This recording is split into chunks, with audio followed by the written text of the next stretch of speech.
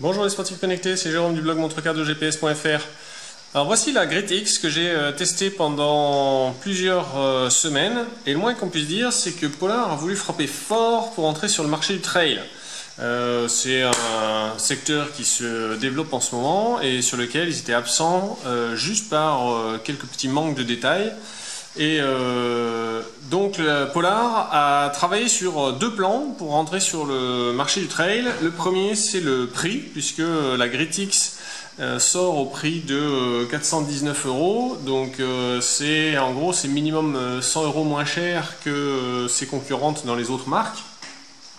Et puis le deuxième plan quand même, c'est au niveau des fonctionnalités, c'est-à-dire qu'ils ont développé des nouvelles fonctionnalités spécifiques au trail, comme Hill Splitter, je vais le montrer, et puis FuelWise pour ceux qui vont être plutôt sur l'ultra trail. Juste une petite interruption pour vous dire qu'en fin de vidéo, j'ai ajouté une démo de Hill Splitter, donc ça dure 2 minutes. Alors si ça vous intéresse, eh bien, ne quittez pas la vidéo trop tôt et allez bien jusqu'au bout. Et puis ensuite, vous pouvez mettre un petit j'aime, ça sera sympa. Je vous présente ça en commençant par le hardware. Pour les évolutions, on passera au sport dans la deuxième partie de la vidéo. Donc, bon, la base, c'est une base de Vantage V. Hein, donc on retrouve, c'est à peu près la même plateforme, les mêmes widgets, etc. Donc c'est une plateforme qui est éprouvée. C'est pas une montre qui sort à moitié finie. Donc ça, c'est un bon point. En termes de fiabilité, les gens devraient être satisfaits de leur achat. Le boîtier, on reste sur un boîtier de taille intermédiaire, donc 47 mm de diamètre, un poids en revanche qui est très léger, c'est 64 grammes. Une lunette qui est plus prononcée que sur les Vantage, elle est plus large, elle se prolonge ici, donc elle est en métal, elle se prolonge ici pour les pattes d'attache du bracelet, donc ce qui garantit de solidité. Le bracelet, il est remplaçable rapidement grâce à cette petite tirette. En termes de robustesse, elle est étanche à 100 mètres. C'est la première montre GPS de Polar qui est étanche à 100 mètres. Mais surtout, elle répond à la norme 1000 STD 810G. Bon, c'est la norme de robustesse de l'armée américaine. Ça comprend toute une batterie de tests sur les chocs, les hautes températures, basses températures, choc thermique, résistance à la poussière, à la moisissure, etc. La première montre qui était comme ça, c'était la Garmin Instinct. Donc c'est une montre à toute épreuve. Presque, parce qu'en fait c'est pas du saphir, donc ça veut dire que l'écran, bon, il est rayable.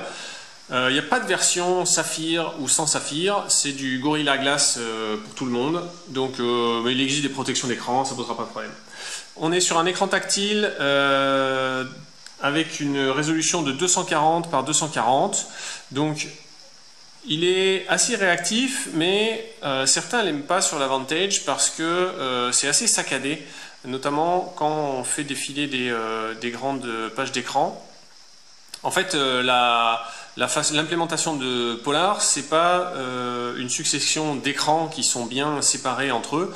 En fait, il faut imaginer que c'est une grande bande verticale, et donc quand on scrolle, eh bien, en fait, on se déplace sur cette grande bande verticale, mais on ne saute pas d'un écran ou un autre, ce qui donne ce genre de choses ici, des chiffres qui peuvent être coupés.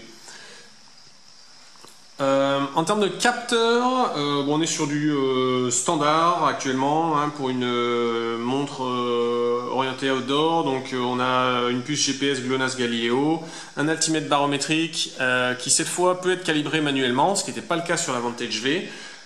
Alors ce qui est un peu bizarre, c'est que la calibration manuelle, elle se fait depuis un profil sportif. Donc il faut d'abord lancer un enregistrement.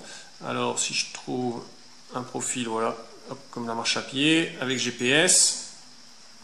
Et c'est à partir de l'écran d'altitude, ici, qu'on peut calibrer. Donc ça a des bons côtés et des mauvais côtés. Le bon côté, c'est que si en randonnée, vous passez devant un panneau qui indique l'altitude du point où vous êtes, eh bien, vous allez pouvoir corriger tout de suite l'altitude. L'inconvénient, c'est que il faut avoir lancé l'enregistrement. Là, pendant que je suis en train de faire ça, le chrono, il tourne. Et donc, bon, c'est quelque chose c'est un peu moins pratique à faire au départ d'une séance, quoi. Ensuite, il y a une boussole. Ça, c'est intéressant dans le suivi d'itinéraire, ça permet d'être orienté même quand on est à l'arrêt. Un capteur cardio-optique, donc qui a la même structure que celui des Vantage, simplement il y a des LED qui ont changé de couleur, c'est-à-dire qu'avant on avait des verts partout, là maintenant on voit qu'on a du rouge, du vert et du orange. Bon, ça améliorera certainement la fiabilité du capteur sur certaines peaux, mais pas sur toutes les peaux. Ça c'est à voir dans le temps et en fonction, il faudra plus de tests et notamment pas que de ma part. Alors si vous voulez voir des choses sur la précision du capteur cardio, de la puce GPS, etc., vous avez tout ça sur le blog, dans l'article, je vous mets le lien dans la description de la vidéo. Et puis on peut rajouter des capteurs Bluetooth, à peu près pour tout, pour la course à pied ou pour le vélo. En termes d'autonomie, l'autonomie de base c'est 40 heures, comme sur la Vantage V. Et puis, on a maintenant un gestionnaire d'alimentation qui va permettre de faire quelques réglages pour, ici, ajuster des paramètres d'économie d'énergie. Donc on peut changer la fréquence d'enregistrement GPS en secondes, 1 minute ou 2 minutes. On peut activer ou désactiver le capteur cardio-optique. Ça laisse la possibilité de coupler une ceinture cardio. Et puis on peut activer une extinction automatique de l'écran. Si on dégrade tout ça au maximum, ça permet de monter l'autonomie jusqu'à 100 heures. Ça en termes d'interface et à l'usage, je trouve ça super pratique. Voilà, on va passer maintenant à l'utilisation vraiment sportive et les nouveautés. Avant ça, si jamais vous êtes intéressé par l'achat d'une Polar Grit X, je vous mets un lien affilié dans la description qui vous renverra chez mon partenaire Iron. Ils sont super sympas et moi au passage je toucherai une commission sur votre achat. Donc la plateforme Polar via Polar Flow, on accède à 130 profils sportifs. Bon, on peut en mettre 20 dans la montre dans une présélection. Ensuite, on a les écrans qui sont restés les mêmes. Donc, on a 4 champs de données par écran. Là, toutes les autres marques sont passées à plus, soit à 6, soit à 8. Bon, à Polar, ils sont restés sur 4. Ensuite, on a quelques écrans graphiques sur la puissance, l'altitude, etc., le cardio. On a un écran Hill Splitter. Donc là, c'est une nouveauté.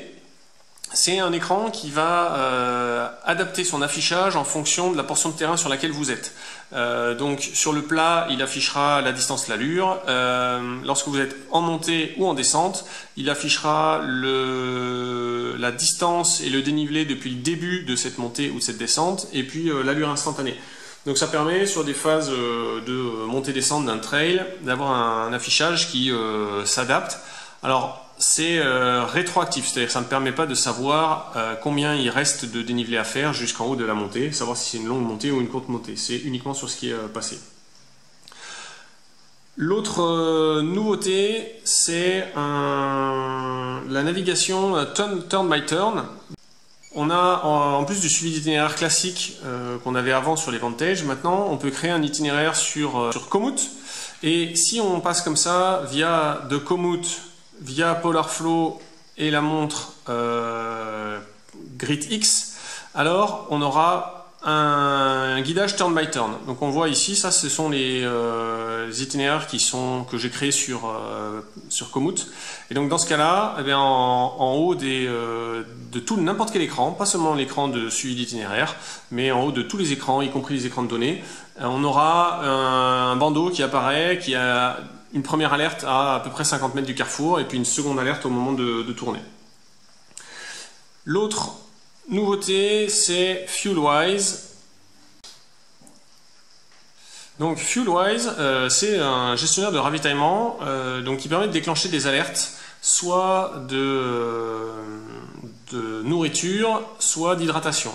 Alors, les rappels manuels, ça ce sont des rappels où on fixe une durée et toutes les X minutes, on a un rappel de boire ou manger. Mais ce qui est plus intéressant, c'est le rappel automatique, puisque là, on règle la durée de l'effort. Ensuite, on règle l'intensité de ce qu'on prévoit. Et puis, on y règle le nombre de glucides de votre gel ou de votre barre. Voilà. Et là, donc, le FuelWise permet de préparer son race pack, parce que là on voit qu'il faudra à peu près 7 portions. Et puis, surtout, ce qui est intéressant, c'est qu'il va adapter les écarts entre chaque portion en fonction des calories que vous dépensez, donc en fonction de l'intensité. En gros, si vous dépensez plus en tapant plus dans vos réserves, eh bien, il rapprochera ces alertes. Et si en revanche vous déroulez, là, il va les allonger. En plus de tout ça, eh bien, la Gritix récupère tout ce que faisait déjà l'avantage V, c'est-à-dire FitSpark. Donc FitSpark, c'est le coach électronique qui vous propose des séances en fonction de votre forme et de votre état de récupération. Donc là voilà, il me propose pour aujourd'hui d'aller faire une séance de cardio d'1 heure, ou bien une séance de cardio sur une zone plus cool, donc endurance fondamentale sur 1h42, ou bien du renforcement musculaire, ou bien des étirements. On a aussi la puissance en course à pied au poignet, c'est-à-dire qu'il n'y a pas besoin de capteur externe pour avoir la puissance qui s'affiche à l'écran. On a Training Load Pro ici, qui est un widget de suivi de charge d'entraînement. Et puis on a les segments Strava Live et toujours la programmation d'entraînement complexe à partir de Polar Flow. Donc globalement, c'est quand même une montre super complète qui coche beaucoup de cases en termes d'entraînement, de performance et trail. Dans le suivi d'activité, alors le suivi d'activité, il comprend 2 widgets, celui-ci qui est assez simple sur nombre de pas, calories brûlées. Et puis un autre qui est beaucoup plus évolué, qui est le suivi du sommeil.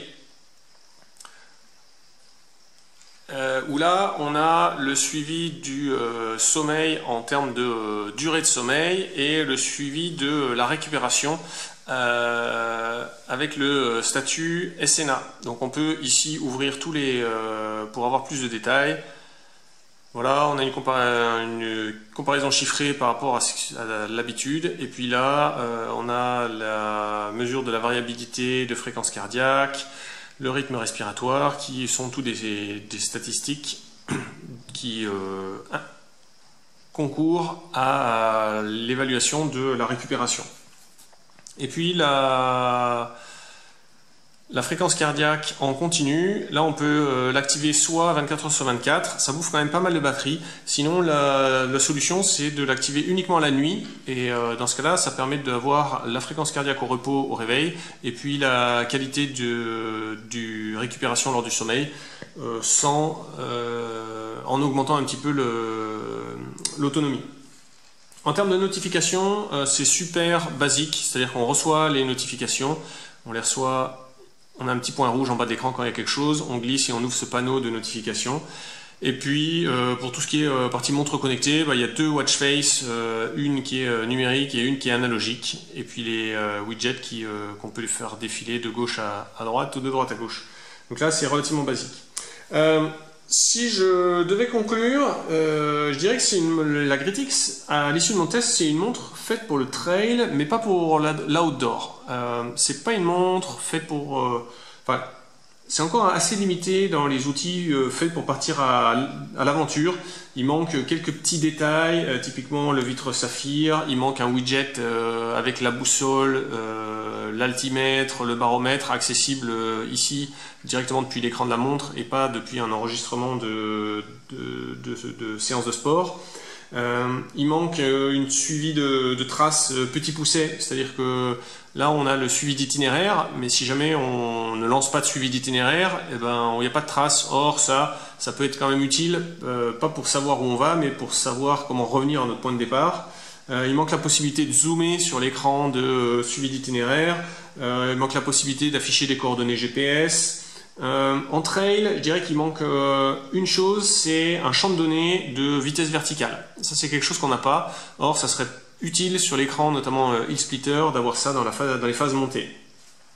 Donc Alors je viens de dire que c'était pas une montre faite pour l'outdoor, par contre pour le trail, c'est quand même un super rapport fonctionnalité-prix, parce que on a tous les outils pour l'entraînement, on a tous les outils pour suivre la charge d'entraînement et la récupération, et on a des outils spécifiques et puis tous les capteurs qu'il faut pour faire du trail. Donc vraiment, pour ce qui est du trail performance, c'est une montre qui est quand même qui a quand même tout ce qu'il faut et à un prix qui est super intéressant, puisqu'il est, je dirais, voilà, à peu près 100 € moins cher que ses concurrences. Voilà, je suis donc là sur l'écran Hill Splitter, donc je suis sur une phase de plat. Il m'indique simplement que je suis sur du plat depuis 400 mètres, et puis mon allure instantanée, comme je suis arrêté, 0. Donc je vais monter un petit peu, et puis on se retrouve en cours de ma montée de terril pour voir l'écran Hill Splitter, cette fois au format monté.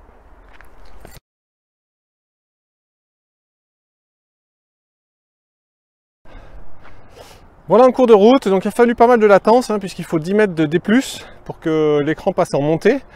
Et donc là on voit la distance depuis le bas de la montée, le dénivelé de la montée, et l'allure, ça reste l'allure instantanée.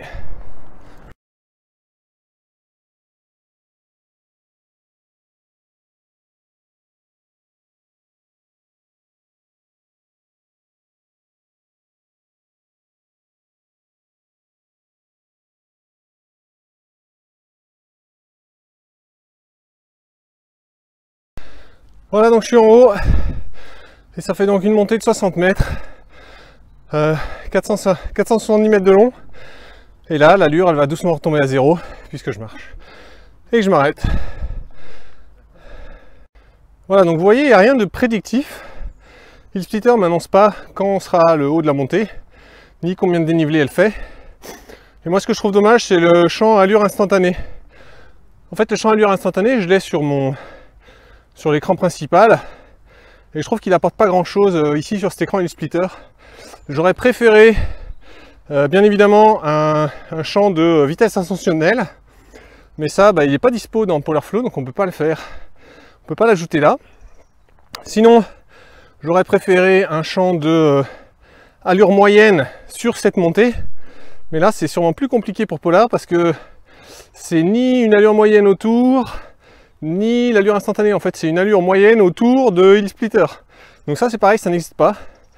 Puis de toute façon, dans tous les cas, on ne peut pas configurer les champs de données de cet écran Hill Splitter pour le moment. Donc on verra si Polar fait évoluer ça par la suite par une mise à jour. Et puis Hill Splitter, c'est aussi quelques données de plus dans les stats en fin d'activité. Donc on voit là le nombre de montées, le nombre de descentes, leur distance. Et puis ensuite on retrouve des détails un peu comme un tableau de tour automatique dans Polarflow, où on voit le détail par montée, par descente.